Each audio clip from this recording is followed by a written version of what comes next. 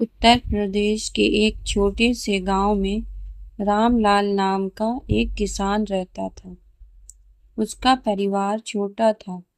पत्नी सीता, बेटा मोहन और बेटी गुड़िया।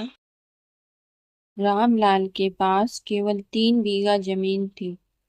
उसी जमीन पर खेती करके वह अपने परिवार का पालन पोषण करता था। रामलाल बहुत मेहनती किसान था। वो रोज सुबह 4 बजे उठ जाता और खेतों में चला जाता। कड़ी धूप हो, बारिश हो या ठंडी हवाएं, वो कभी अपनी मेहनत से पीछे नहीं हटता था। लेकिन पिछले कुछ वर्षों से मौसम उसका साथ नहीं दे रहा था। कभी सूखा पड़ जाता तो कभी बाढ़ फसल बर्बाद कर देती। एक साल ओलावृष्टि ने उसकी पूरी गेहूं की फसल नष्ट कर दी। घर की हालत धीरे धीरे खराब होने लगी। एक दिन सीता ने कहा, जी घर में राशन भी खत्म होने वाला है। बच्चों की स्कूल फीस भी भरनी है। अब क्या करेंगे? रामलाल ने भारी मन से जवाब दिया, चिंता मत करो, इस बार बैंक से कर्ज लेकर अच्छी खेती करूंगा। फसल अच्छी हुई तो सब ठीक हो जाएगा। रामलाल ने बैंक से कर्ज लिया, बीज खरीदे, खाद खरीदी और पूरे मन से खेती में जुट गया। इस बार फसल बहुत अच्छी दिख रही थी। उसे उम्मीद थी कि सारे कर्ज उतर जाएंगे, लेकिन किस्मत को कुछ और मंजूर था। कटाई से कुछ दिन पहले अचानक तेज बारिश और तूफान आ गया। कई दिनों तक लगातार बारिश होती रही। खेतों में पानी भर गया और पूरी फसल बर्बाद हो गई। रामलाल की आंखों के सामने उसकी सारी उम्मीदें टूट गई। अब बैंक का कर्ज बढ़ता जा रहा था। ऊपर से गांव के साहूकार से भी उसने कुछ पैसे उधार लिए थे।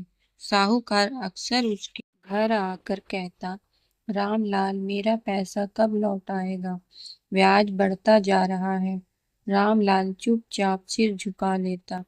धीरे धीरे गांव के लोग भी बातें बनाने लगे। एक रात रामलाल घर के बाहर बैठा आसमान को देख रहा था। उसकी आंखों में चिंता साफ दिखाई दे रही थी।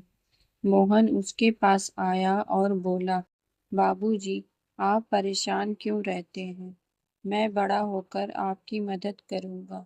रामलाल ने बेटे को सीने से लगा लिया। उसकी आंखों से आंसू बह निकले। कुछ दिन बाद बैंक का नोटिस आ गया। नोटिस में लिखा था कि यदि कर्ज नहीं चुकाया गया तो जमीन नीलाम कर दी जाएगी। ये पढ़कर रामलाल पूरी तरह टूट गया। उसे लगने लगा कि अब उसके पास कोई रास्ता नहीं बचा है। एक रात वह बहुत देर तक जागता रहा। उसने अपने परिवार को सोते हुए देखा। सीता के चेहरे पर थकान, मोहन और गुड़िया गहरी नींद में थे।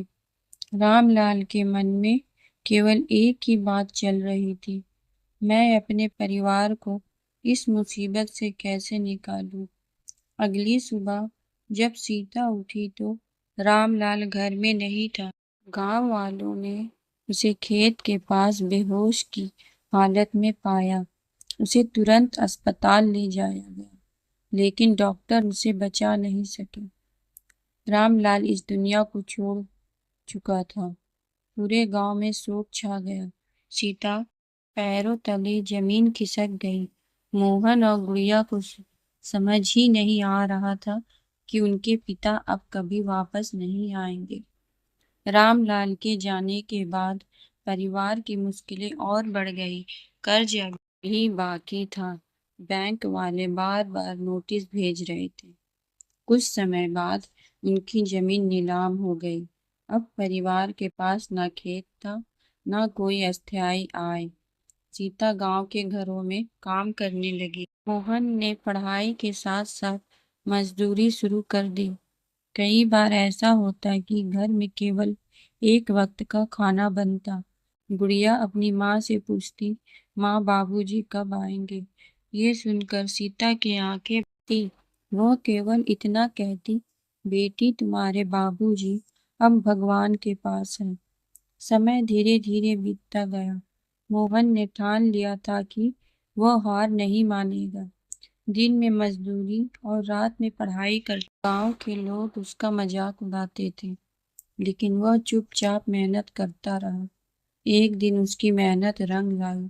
उसका चयन सरकारी कृषि विभाग में हो गया। पूरे गांव में खुशी की लहर दौड़ गई। जिस गांव में लोग कभी उसे गरीब किसान का बेटा कहकर ताने देते थे, आज वही लोग उसकी तारीफ कर रहे थे। नौकरी मिलने के बाद मोहन ने सबसे पहले अपनी माँ के लिए एक पक्का घर बनवाया। फिर उसने अपनी बहन गुड़िया की पढ़ाई पूरी करवाई। एक दिन वह अपने पिता की तस्वीर के सामने खड़ा था। उसकी आंखों में आंसू थे। वह बोला, बाबूजी, आपने जिंदगी मेहनत की, लेकिन आपको उसका फल नहीं मिला। मैं आपकी अधूरी लड़ाई पूरी करूंगा।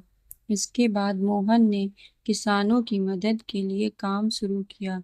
वह गांव-गांव जाकर किसानों को नई तकनीक, सरकारी योजनाओं और फसल बीमा की जानकारी देने लगा। उसकी वजह से कई किसानों की जिंदगी बदलने लगी।